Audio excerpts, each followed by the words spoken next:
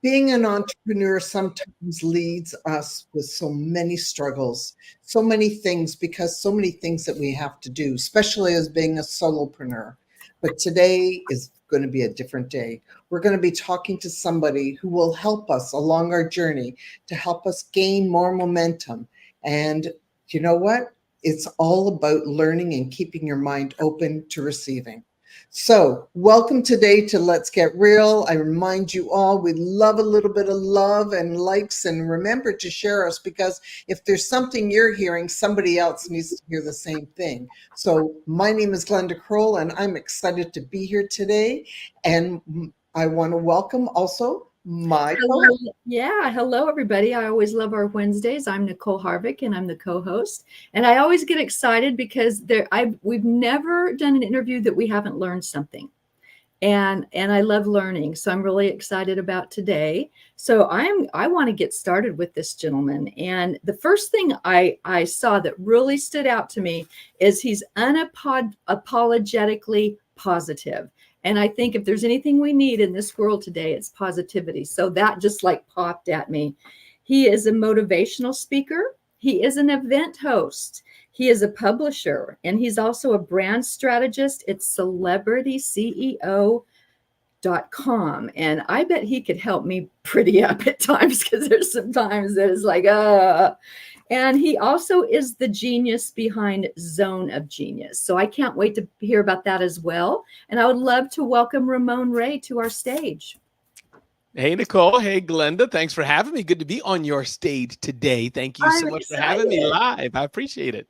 Well, we're excited to have you, because we are entrepreneurs and we're always on this road. And I know you really focus on the small business guys, that you help them to achieve more, to see more, to understand more. And you know what? Especially in our world today, there's just so many things with social media. You don't know what to do first. And so here, what a perfect scenario to that we have the celebrity all, the man of all, who's done it all. But it didn't start that way with you, though, did it? No, Because it didn't. And hope it will end that way either. I have so much more to do. let's hear about where you started, because you've gone to you're at the top of the world right now. But where did you start all this? I know there's learning curves in there. A lot of learning curves. And how far back would you like me to go? Like a little itty bitty kid? Or, I'll start and then you tell me how deep you want to go. How that sounds? Go for it. Just tell us. Yeah, the summary of it is, the summary of it is that I had a full-time job at the United Nations. I'll start there, where I got a job right after I graduated from high school, as I was Mm. entering college, 19 or so. That's not quite high school, but as I remember, at 19, 20, one of the youngest United Nations staff members. And I worked there for over 10 years. So it was an interesting job, a good job. The United Nations trying its best to save the world. But the office I was at was kind of, how do we say it in French? Dysfunctional. So it wasn't, the best place, but I love some of the team members there, really, but some issues. But the point being, eventually I was fired, or as my wife likes me to say it, the contract was not renewed, but saying fired sounds better on stage. So I was fired from United Nations. But while there, Nicole and Glenda, is really the entrepreneurial bug bit me, and where I had an amazing opportunity. This would be those listening, or maybe you all know, the era, the height of CompuServe, AOL, Prodigy, 3.5-inch diskettes, early Yeah. 90s-ish, if that, Yeah. I think around that time period, or mid-90s, hard to say exact, but that era is where I was in. So when I got to that office, the computers were not networked. Sounds weird today. Half the audience listening to us right now has no clue what that means, but Right. they weren't networked. You go, click with the Ethernet cable. That wasn't done. One computer was connected to the printer, so you had to bring the thumb drive over to the other computer and have it printed with the special big HP LaserJet machine. So that's the context of where I started. And being there at that journey, the cusp of that computer technology revolution, as it were, gave me the learning, because it was a small office. So I was the tech guy as well. I was the administrative officer. So as we started to get our first internet, upgrade our cables, get T1 lines, ISDN, connect computers, have people bring in their laptop and know, How does it connect to Wi-Fi? Buying from Radio Shack and Best Buy and these places. If you get, that was my tech beginning. So I'm moving forward now, and I'm going to jump. Now I had the tech background. I started a blog, smallbiztechnology.com. For whatever reason, God put in me wanting to content and blog. I didn't do cooking. I didn't do fashion, blogging. And then a few things happen as I come to an end of this and see where you want to take this. But Inc. magazine at the time, due to my work and email newsletter, I was a big fish in a small pond. Ramon, can you write an article for us? Inc. How honorable. We'll pay you $1 per word. Man, that sucks. $1 per word. I'm going to get $3. Wow. You know, could you write 4,000, 5,000, 2,000? Like, yeah, Nicole. I'm like, oh, I can do this on a train or whatever. So that was the world of content. If you can kind of imagine it. Today, it means so many different things, but just realizing content monetization as a writer, as a blogger. And then a Black Enterprise also at that time period, similar deal. So that was the world of content. And then the aspect of speaking. That's where a similar type of thing, it could have been a Nicole, it could have been a Glenda. Somebody sees you, hey, we saw you speak, we saw you do this little thing in a coffee shop or somewhere. How much would it be for you to speak at our event? How much? I don't, give me 2 donuts and a cup of coffee, we're good. Like, you're speaking fee. Literally, and I'm like, my fee. And again, so that was the big aha monetization of speaking. So years later, till today, Ramon Ray has started a number of online blogs, media companies, small businesses, not millions, but small companies, and sold them for some good money. Motivational keynote speaker, and working with a number of businesses to help them shine and build their brands more. So kind of I do a lot of little things. Is that helpful, Glenda? It sounds like a lot of awesome. Was this the start of when you developed zoneofgenius.com? So Zone of Genius is a recent company, as we talk today, about 2 years old or so. But yes, it started the same playbook, smallbiztechnology.com, April 1999. I bought the domain. I've sold it since then. Smarthustle.com was in 2015. Sold it since then. And so today, same playbook. A domain. I look for domains and build content on that. In fact, while we're here, I may look up glendanicole.com and see if I can buy that domain and see if I can build a company and sell it to y'all for millions. So, well, I hear that's one of your pastimes, right? Is buying domains. That's right. That didn't make it to your bio, but I think we're going to have to add that for next time you're here. Hey, unless you buy it first, I want to show on mute and buy it real quick while we're here live on the air. There you go. That's funny because one day I heard like my guides tell me, I heard buy belly laughs with Buddha. And I'm like, excuse me, what? I still have it. I don't know why yet. There you go. But it's mine. I love it. So you became an expert as well on personal branding. Mm-hmm. And I would love to go into that because, that's something that is so important in all of our lives. How we come across, how we appear, how we show up with people, it says everything. And especially because our life is social media. Even when we don't want it, we still have to have it, right? So, can we go into going into personal brand, how you started to, now you're the expert on social branding and getting out there. How can we begin? Like, let's say you were the little guy who's really not out there.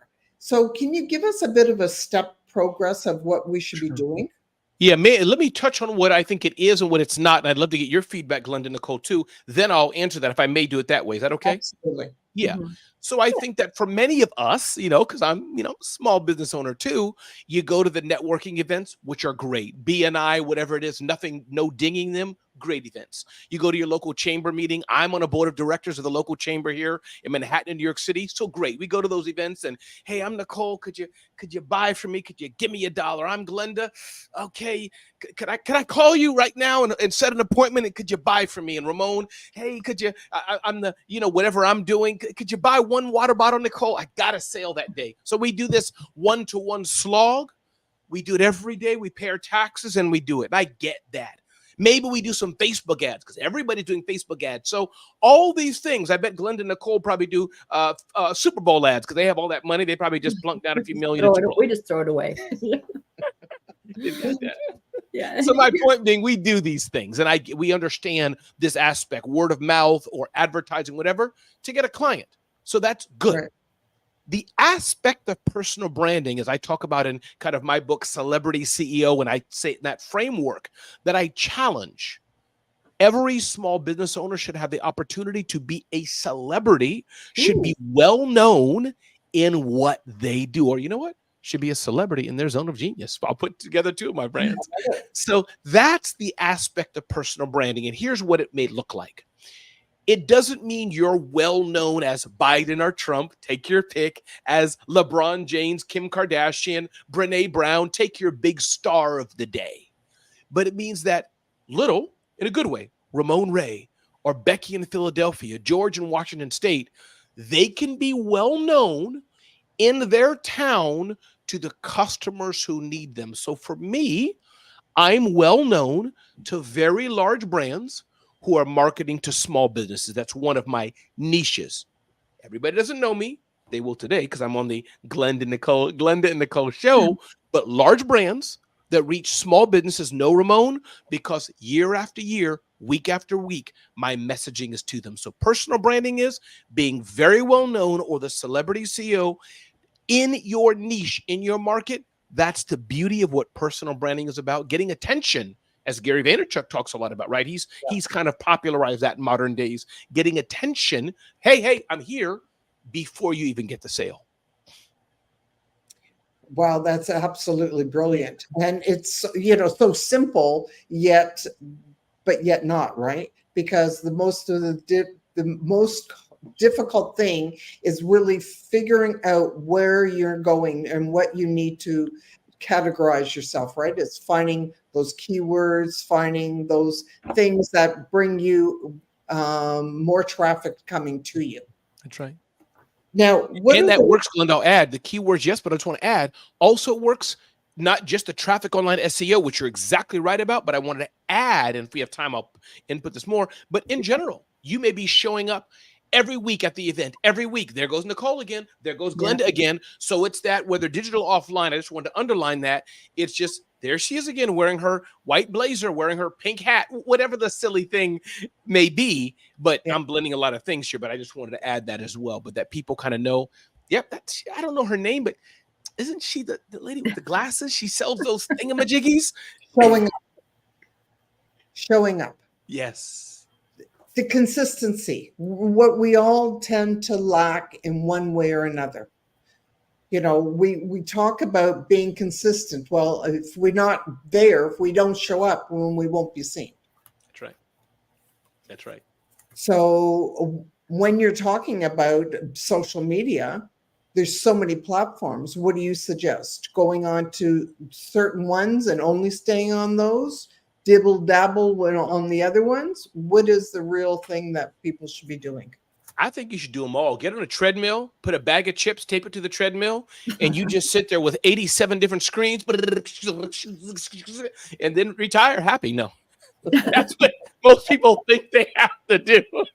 Just I gotta Pinterest, Facebook, TikTok, Instagram. I have a fax machine.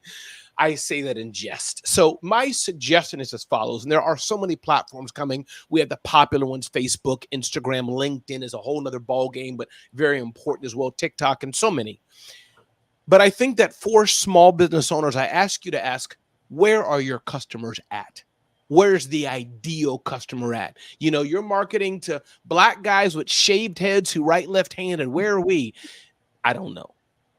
Anyways, that was weird. You're marketing to white ladies who live in Indiana who can balance soccer balls on their head. You're reaching out to lawyers who help those in prison. You're reaching out to truck drivers who only change oil on Mack trucks. You're reaching whatever the market. I'm having some fun here.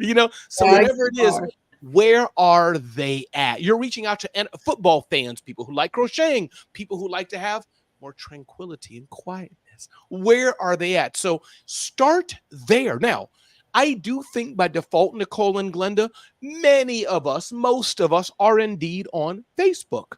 That's a good place to start and test. However, you can build a pretty good strategy on LinkedIn alone. And as we know, TikTok is growing. As Yeah. we talk, maybe it'll be out of business soon. Who Well, knows? that's the other whole thing. Yeah, But exactly. At this point. TikTok is popular. People are making money. And I think the key is be on social, find out what resonates, what grows most. And I would say, as my friend Jay Bear says, his book is called Hug Your Haters. If your audience doesn't know him, look him up, Jay Bear. But as he says as well, do have an email list. Do have your own owned platform. Don't just rely on social media alone, but it's a good starting point. Yeah, And and sorry, I just want to go back to that because that's one of the things I was wanting to talk to you about because an email list is so important. So let's talk to our people about having an email list and then how often you should be connecting with them and so forth. Sure, absolutely important. Listen, you're going to have the younger generation, whatever that may mean, those 40 and below, those young people. No, I'm just teasing. Those younger people, 20 years old, 17, 16, whatever. Oh, no, everybody needs to be on TikTok. Everybody's only doing Snapchat. I get it. But let me just tell you a secret just between us three. It's a lie. Here's the thing.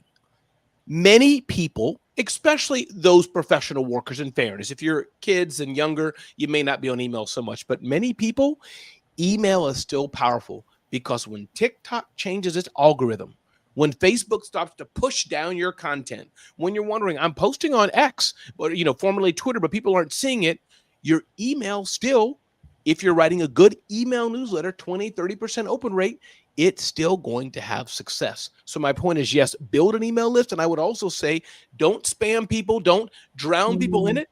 But SMS is also important as well. And there's many tools you can use to collect people's text messages, especially when they want to hear from you and grow a business that way as well. Perfect.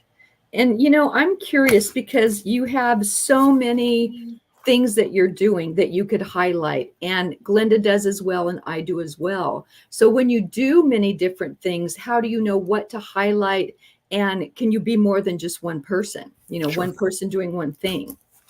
You can. Well, I have a clone. Like I can call him over here. Hey, Ramon, can you come over a minute? Nicole has a question for you. So he's here now. The cloning center. Okay.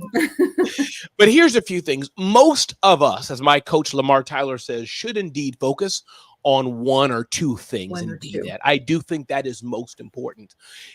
Two things about me. One, I am in a season, even myself, and thank you for acknowledging it, the accomplishments I've had, in a season of figuring out who Ramon will be in his 50 to 60 era. I'm 51. So who will I be in the next season? This is me, if I can help somebody out there. So I'm exploring because I can do a lot of things, and I do a lot of things well, as a buddy of mine says as well. He said, Ramon, that's the problem with entrepreneurs, and maybe Nicole, you and Glenda identify, since we can do some cool things. We can race cars, wash dishes, build a house, and mow the lawn. We do all four. So my point being is, for the average small business owner, focus on one or two things, what you do well. I'm the best lawyer in the world. I do that. Now, if you also need some help with real estate, let's see, maybe I can help you. But your go-to-market strategy, I'm the best lawyer, accountant, whatever. Now, for me, just as a teaching moment, Nicole, if it's helpful, I do quite a bit of things. But generally speaking, I'm trying to hang my hat doing better and better. If you're having a large event and need one of the best MCs in the world or a keynote speaker, call Ramon. I'm trying more and more to hone in on that.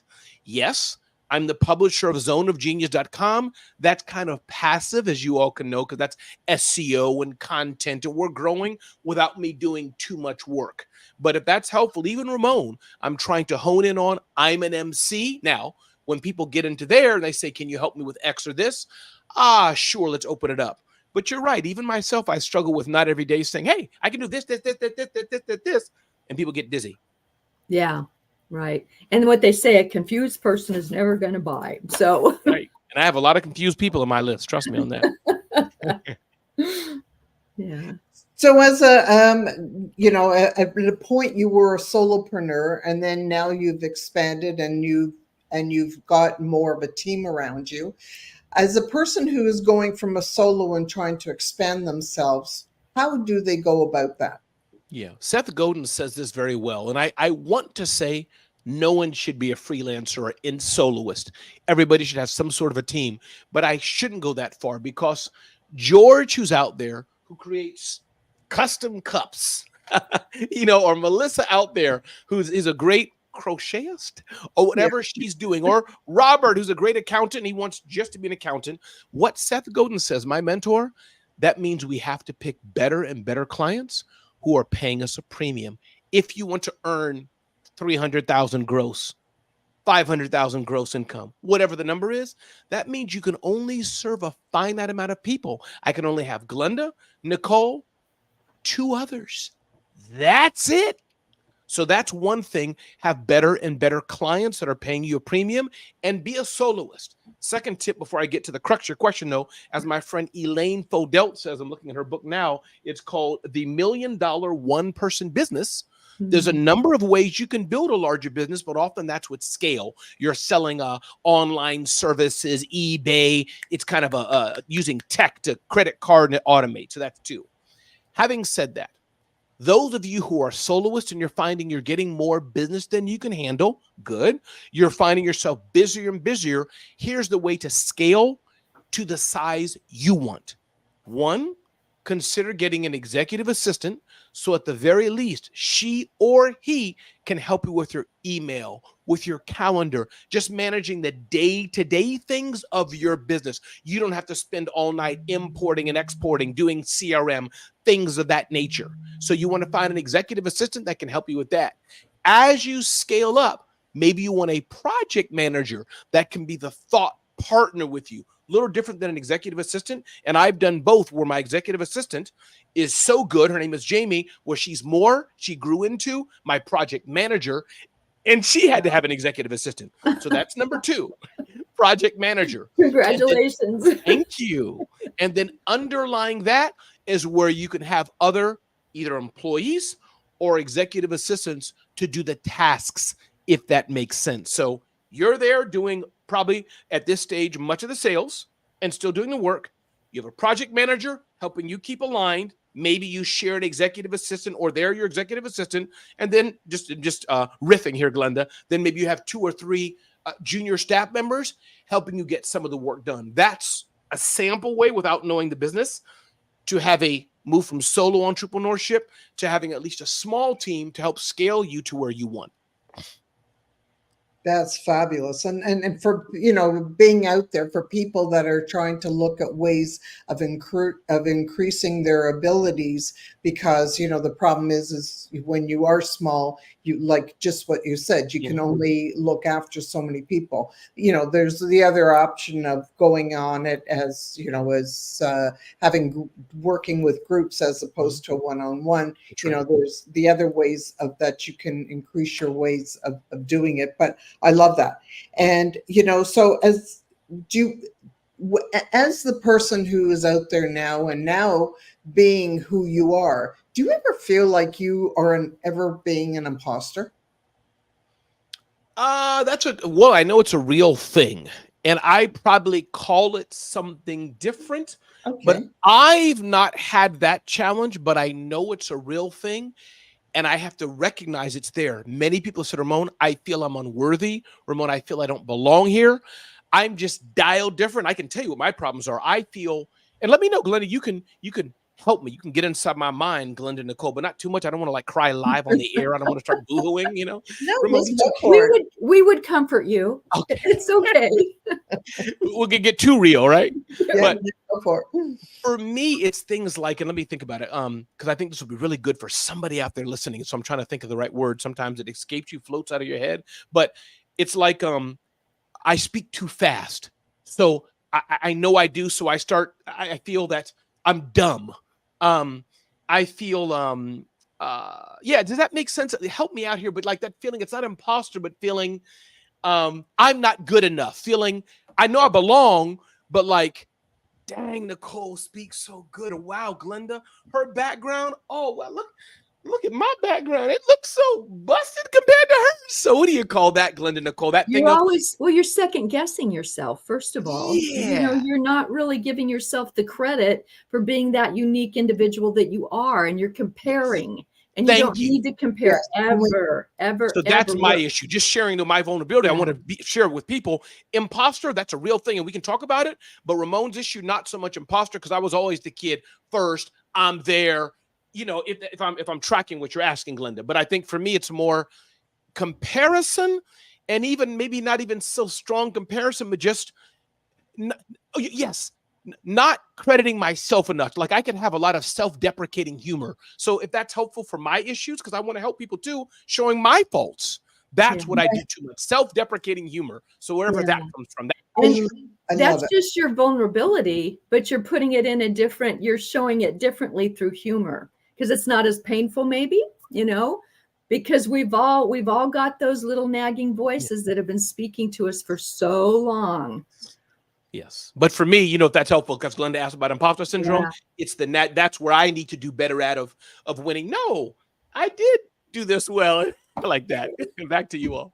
And I love it. And I think that's really important because, there's so many people that watch and say, well, I can't do, even to come on here and do a podcast, I was just talking before you came on, we're close to our 2-year anniversary coming up. And we've been doing this consistently every single Wednesday for close to 2 years now. So, so many people say, well, I can't do this. And it's like, but you can.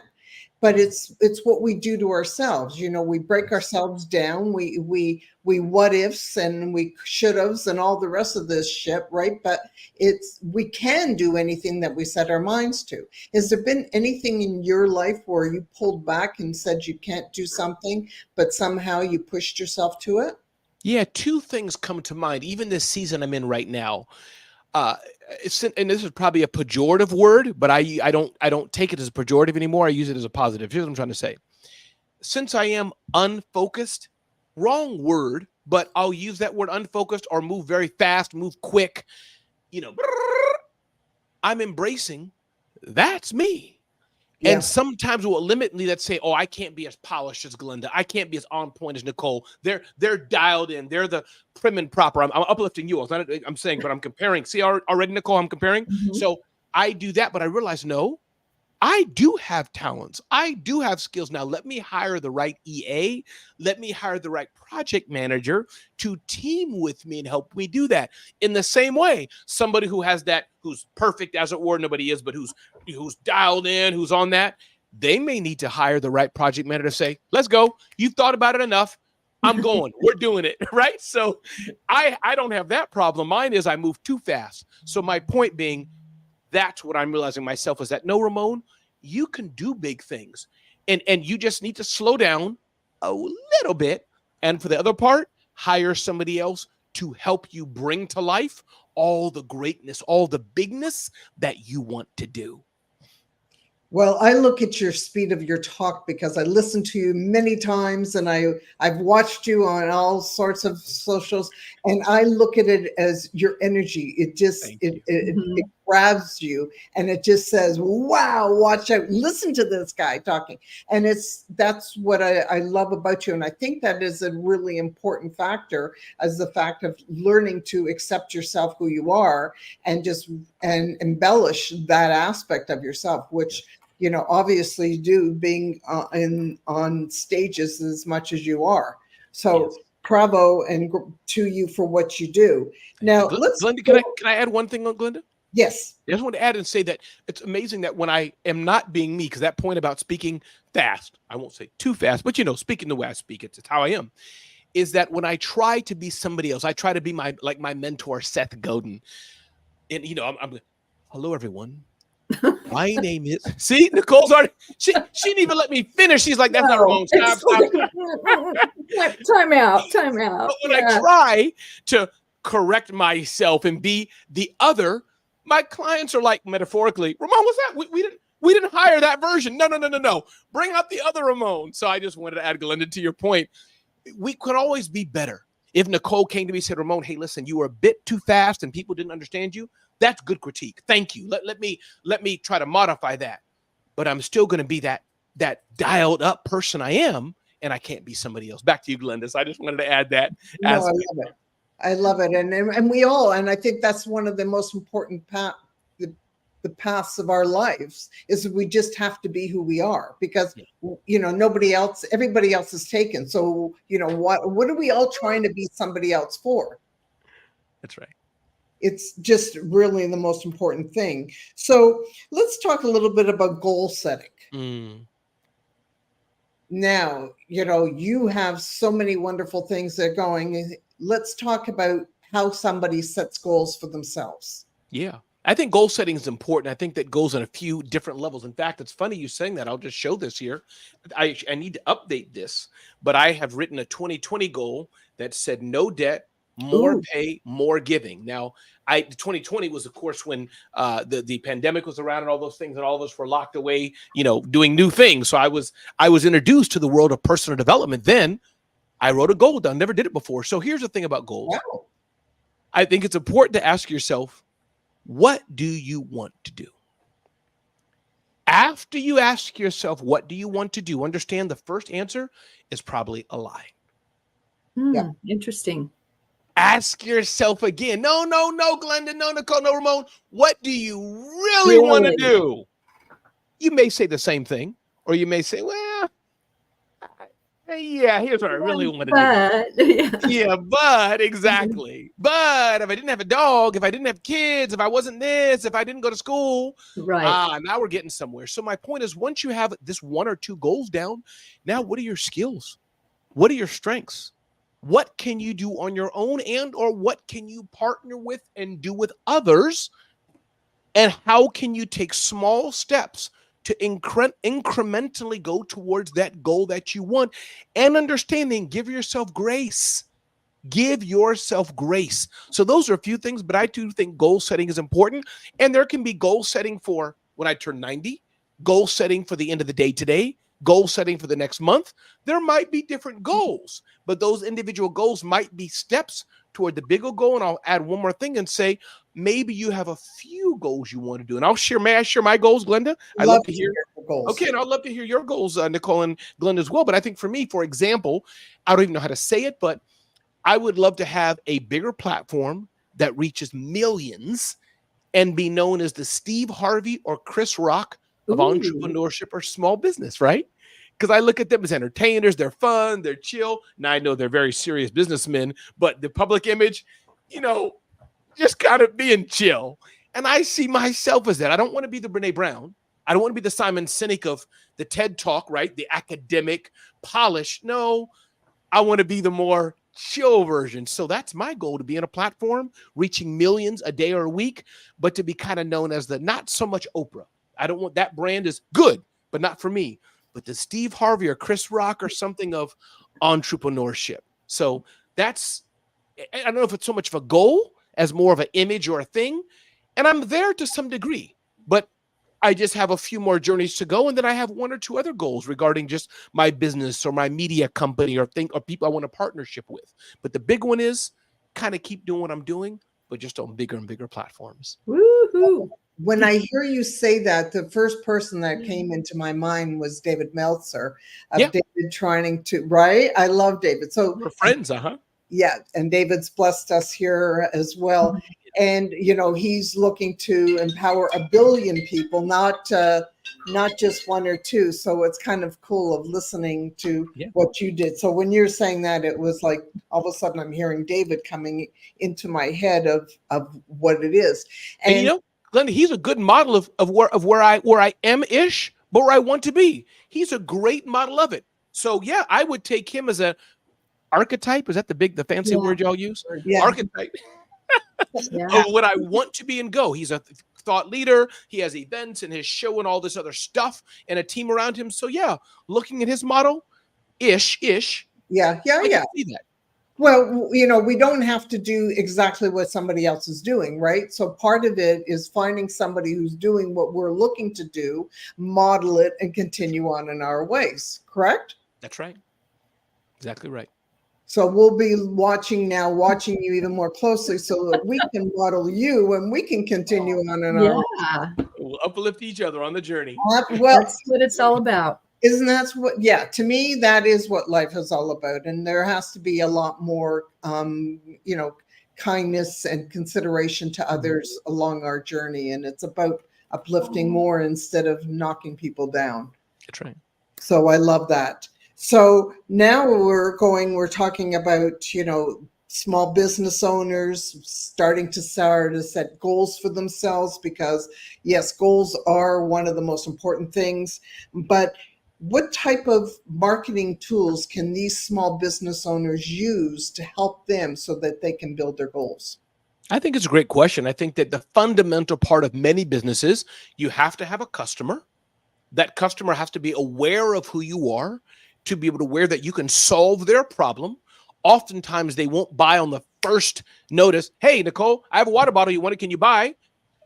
If she's in the middle of the desert with no water and she's been starving for 7 days, Sure. she might take her Amex out and buy it immediately. Maybe.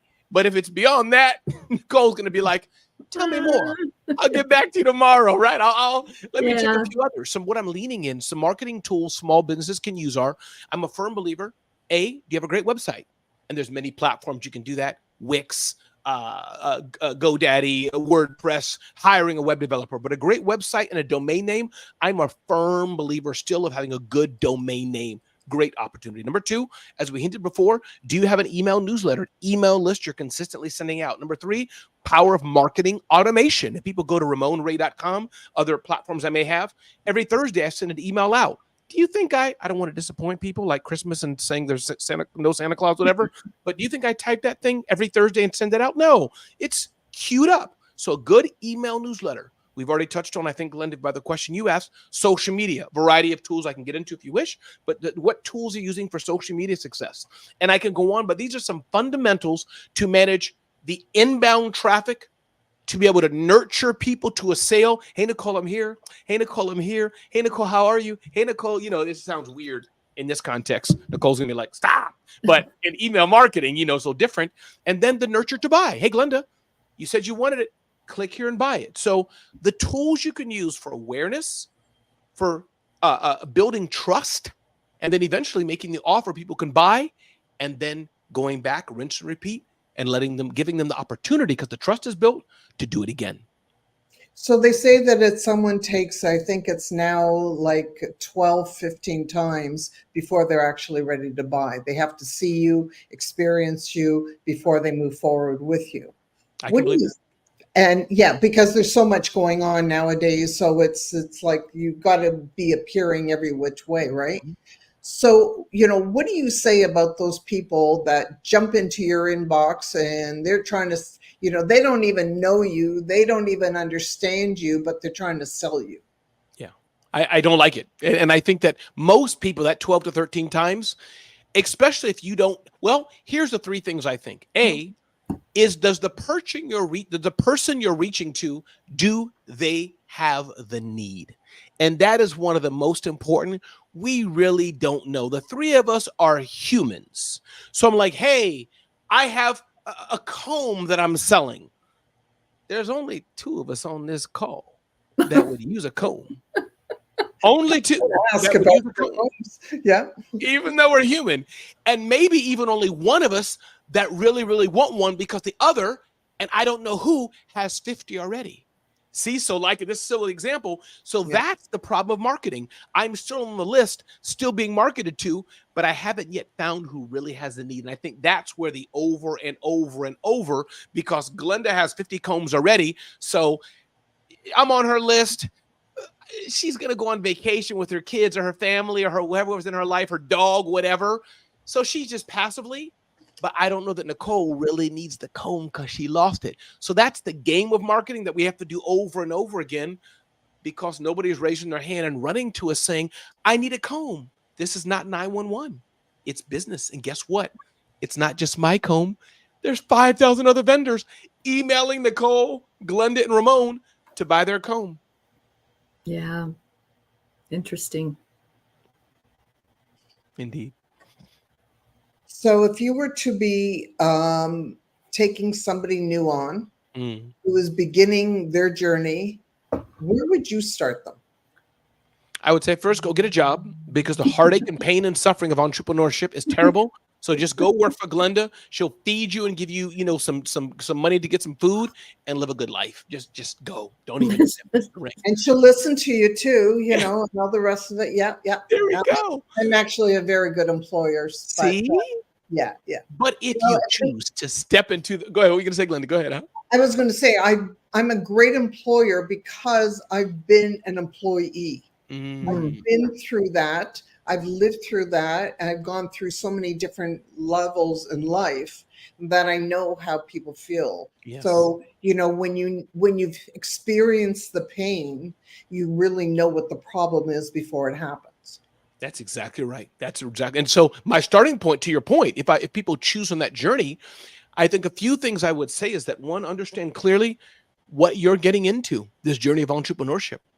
I think number two is understand where you want to go. I think number three, the Mm. aspect of follow up is so important. Are you Yes. willing to not be annoying, but the aspect of follow up? Because I am not Glenda's priority. I am not Nicole's priority. It's my job to make myself their priority. So I think the power of follow up, the mental fortitude for entrepreneurship, and to continue going on and on and on, no matter what, that's the name of the game, a part of the name of the game for successful entrepreneurship. Another book I mentioned my friend Elaine Podelt's The $1,000,000 One Person Entrepreneur, also Marie Forleo's book, Everything is Figure Outable. Those are some principles of entrepreneurship.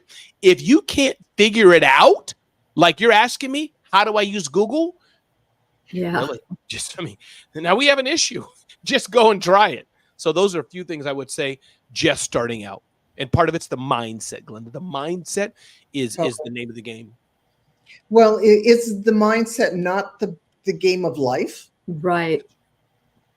That's true. It is indeed. You're exactly Right. right. So when you start to move forward in life, whether you can or whether you can't, either way, you're right. Whether you're going to lose in even in school, or whether you're going to make it to move it through to the next grade, either way, you're right. Sure. It's how also I believe on things that have happened to you at the beginning part of your life. That's right. Right? That's exactly So right. have your parents built you up or have they knocked you down?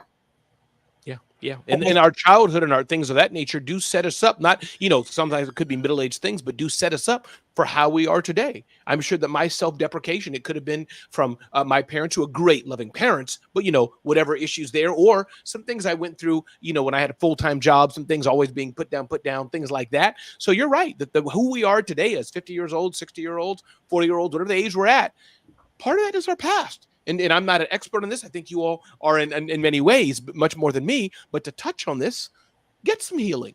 Go back to where things were. There's no shame in that. And people do it different ways, whether it's talking to a pastor or talking to Nicole or talking to Glenda or a friend. Be careful which friend you do, because they may make you more hurt. But you get my point. Well, is that friend looking to just appease themselves and making them, if the ego was working for them, that's what they're looking to do. So you always have to look at who you're going to be going to for advice, right? Right. Are they achieving what you need to be achieving in your life?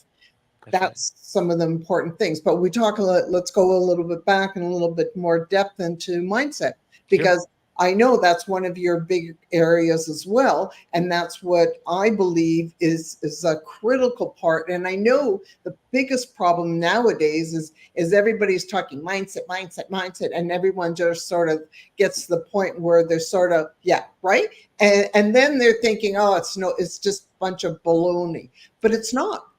Right. What we got to start from where where our hangups are, what we think about, whether we believe in ourselves, whether we have that courage to move forward and do something that we've never done, because the fear factor is what sometimes pulls us back because of where we've been in our life. That's exactly right. And I think the danger, Glenda, as you said, is that the combination of where we've been, childhood, or things that, 13, 14, whatever you want to call it, things we experienced, put it that way, trauma or not, abuse or not, mild or whatever the thing may be, that then combined with that, the other commonality between all three of us, instead of not only being humans and one of us or two of us use a comb, is that we all have issues with our mindset.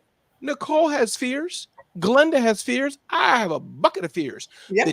The difference is what we choose with it, what we choose to do with it. And I think that's the thing that all of us have the opportunity to overcome. When I did my first event, 2005, called the Small Business Summit, I took my credit card to the Roosevelt Hotel near Grand Central Station, New York City.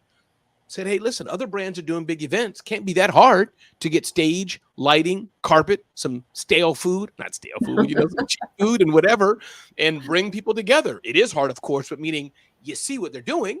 Yeah. Michael Phelps, no different, notwithstanding the body length and all that, but some water and time away from family and practice. So my point is, for when I did my first event, that's why I do events now, big events with hundreds of people. I took the risk, the mindset to say, I want to do this. Let me try it. And if I lose out, if I fail, if I go into debt, mindset again, that's okay. I'll pay it off and I've lesson learned. But not everybody's willing to make that risk, which is tied to mindset. Yeah. So what happened and how did you get that nerve to go on to do that first appearance? Sure. I think part of it, and again, Glenda, Nicole, you all, this is probably your expertise, but my feeling, I do think God has made us all different. So I think that for me, like you asked me about imposter syndrome, I just happen to be the person jump in first, dive in first, fearless, go without thinking. That in many ways, that's a gift. So for me, I wanted to do something. I said, heck, I'm going to do it. And I've done that things in so many ways in life. I'll ask the friends, hey, who wants to go out to eat?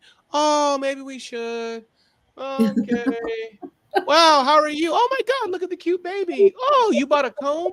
Who wants to go out to eat? Oh, wow, it's warm today. Okay, cousin Becky. Third time now, Nicole. Third time now, Glenda. Who wants to go eat? Oh, wow, look at the TV show. Ramon's at the restaurant, eating, doing just fine. Where'd Ramon go? He's eating. Why'd he take us with us? What, take us with him? Yeah, I tried. I tried. So my point is, so that's me. But I think for others who don't have that, Glenda, I think that's something that can be acquired. That's what partnerships are for. And I'm a firm believer in therapy. Get some help. It's not going to make you like Ramon. It's not going to make you like Glenda, like Nicole, but I think it can help. Same with me. The issues I have with being too fast due to having conversations. I'll use therapy as a loose word. I know it's a serious word, but meaning getting help in some way. Give me that grace, help in some way. I think I've been a bit better in being too fast. I'm still me, but due to conversations, I'm a little more thoughtful. And I've done some deals with people and I've told them, I know I want to do this. The answer is going to be yes, but I'm trying not to say yes fast. So may I call you tomorrow? That's just a little thing I'm doing. And thank you, Glenn. I'm so proud of myself. I'm like, alone. I can do this. I can do this. That's right. And I'm so in the same way, the person who always thinks, if this is helpful for somebody, I hope it's not confusing. I hope it's helpful, is that you tell yourself, Nicole's called me, Glenda's called me. I've thought about it 3 days. I'm going to make a decision. Yeah. The reverse. Yeah, I've always felt in my life that the one of the smartest things as I've gotten older, or I call it my wisdom, is the fact that when I'm even in conversation and you feel like saying something, that is the time when I bite my tongue and I say, I just need time to think about it. Mm-hmm. So then I can come back and I can come back with not that I'm into it as like that I'm going to jump at something that I might regret saying something. Mm-hmm. So it's probably one of the greatest lessons that I've learned through my life. And as a parent, especially. And that's another show. It has saved me a bundle. Yeah. That's right. Yeah. So, and as we're winding up, let's just go on to one further thing that I want to talk to you about. And you've mentioned about your coach and that. Let's talk about mentorship or coaching and what you think about it in your life. And when did you start doing, having somebody mentoring you? Sure. So I think probably in COVID, when Clubhouse, the social audio app, some people may not know about it, was getting popular because we're all kind of lonely, locked in our houses. That's when I heard about this app called Clubhouse. And I started listening to probably one of the first personal development person. I wasn't those who put the little cassette in and it played on Zig Ziglar. You can do it. you can be a great person, whatever. I don't even, I'm just having fun here. But, that's when I heard Glenn Lundy, who Glenda, just hearing things like he brought on guests, this happens for you, not to you. And you can do it and forgive and let go. These things, but I hadn't heard this messages a lot, which you all probably had. And I hadn't been a practitioner of these personal development things. Thought it was woo for y'all crazy people. Not for me. I want to get into funnels and Facebook ads. Why am I going to slow down and be thoughtful, But hearing him and then others I was introduced to in that space, I got really into my mindset on this. So for me, really, that's how it has started for me. I think that was your question. I lost the question, but that was my starting point into being more aware of not just business, but the mindset, the inner work, the sides to being a good person, if that makes sense. And I think I've been more intentional. I'd like to think by God's grace that I've always been a decent person. I'd like to think I didn't have any extraneous issues, but I think I've been more aware of, what, maybe Glenda had a bad day and she didn't mean to scream at me. Let me pause before I think that she said no to the deal. We know that, right, Nicole and Glenda? But I think only in the recent years, and I don't say due to my shame per se, we all have a starting point, is where I've learned the tools of, or hey, Nicole, she didn't call me back. You know what? Maybe she darn lost my number. Maybe her phone got dropped in the toilet. So learning things like that. Is that helpful? Helpful what I try to do? Yeah, it is. Don't create a story. Just, just let it go. Don't create the story because you're always wrong. That's right. That's right. And then when you do have the story, because it wouldn't be Nicole and Glenda, when Jeremy says, Ramon, I just don't like you, Ramon, because I don't like your glasses and I'll never talk to you. Now the story is confirmed. I know the story and I can still say, you know what, Jeremy, that's okay. I respect that and it doesn't have to take my piece. So I still can win, as it were. Absolutely. Absolutely. And I think that one of the most essential things in our life is to be more aware and to be a little bit more understanding. So, right, like I believe that, when a smile can change somebody else's life for that day, and just something small can create something so good for somebody else. 100%. And that's why I love your energy, your happiness, your being up and being positive. It's all about living a much more eventful life. That never mind does it service you, but it services others. That's right. That's right. And isn't life better that way? Every day, about every day I do an IG story, Facebook story saying, make an impact in somebody else's life. And I try to, so many things we can live by. So many of us have different mantras. I'm sure you have yours, Glenda and Nicole. But me, when I die, besides the unapologetically positive, which is I have in my bio, maybe I'll change it now or add it. I really try my best every day. How can I make a difference just in the world? How can I just find one person just to touch? It doesn't have to be big. It could be, but just one person just smile and say, good morning. Because the world is so full of hateful, jacked up, crazy, hurting people. I know. Y'all got me all excited again now. It's what our life, and that's why, you resonate so much with me. And I knew when I was asking you to come on to our show, I know that Nicole, because we couldn't have this relationship going for 2 years unless we were so connected up. And for us, first of all, I want to say thank you very much for coming in and giving us of your time, which I humbly appreciate so much because I know how busy you are. But so the most important thing out there is making somebody else's day just that little bit better.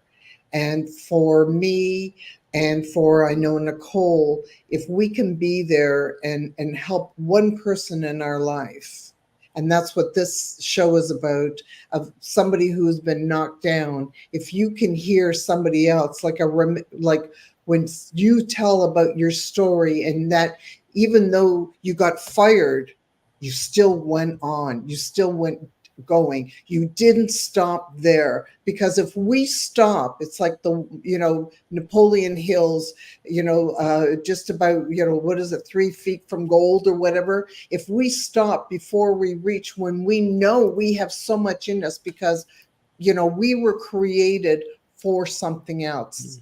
And it's taken me most of my life to figure out what that was. But, I'm hoping that somebody hears this and realizes that your journey is out there just like everyone else. But you know what? It's all about touching somebody else's life in a beautiful, positive way. Thank you so much. And Glenda, it's a pleasure to be here. Nicole, thank you for trusting Glenda. And Yeah. thank you for having me. And just what an amazing experience this is. And you all are wonderful, wonderful interviewers.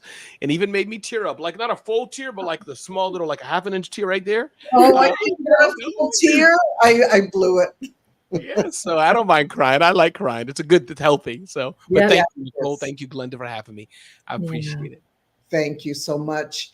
And I always love for my side cohort here, or my buddy, to sum up what she feels of how how this hour went. Well, the one thing that I can say is it takes an hour, but I fell in love with you.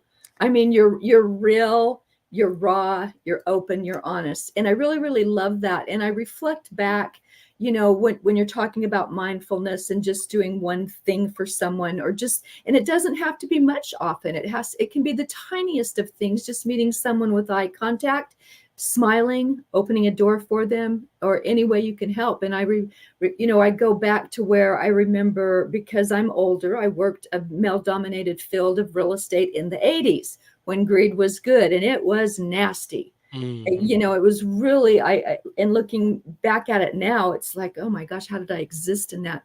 Because now it's like when you clear your trauma, and when you start healing, and you start seeing the big world with your real eyes, and you look around, and you can help people, and you don't know who's listening. That's right. So always be yourself. And even if you think that oh, no one will ever want to hear that. Well, why would anyone want to hear from me? You would be surprised at how many people are listening and watching very closely, including your children, at what you do. Yes. So yes, no matter who you are, who you think you are, or who you are becoming, people are still watching. And if you can just show kindness in your heart, and which you have done today, Glenda always does. I try to do my best every day. I think that's where all three of us are working to make the world a better place. Absolutely. I love it. So. Well, I just want to say again, thank you very much. And if those out there, we hope that you have gotten some golden nuggets. I know I have, so I have too. And, it's all about sharing, because, when we share, we care. And that's what it's all about in our life. So thank you to everybody for showing up today and watching us, and those who watch us on the repeat. I'm just here to say thank you so much. And we're sharing because we do care. Thank you.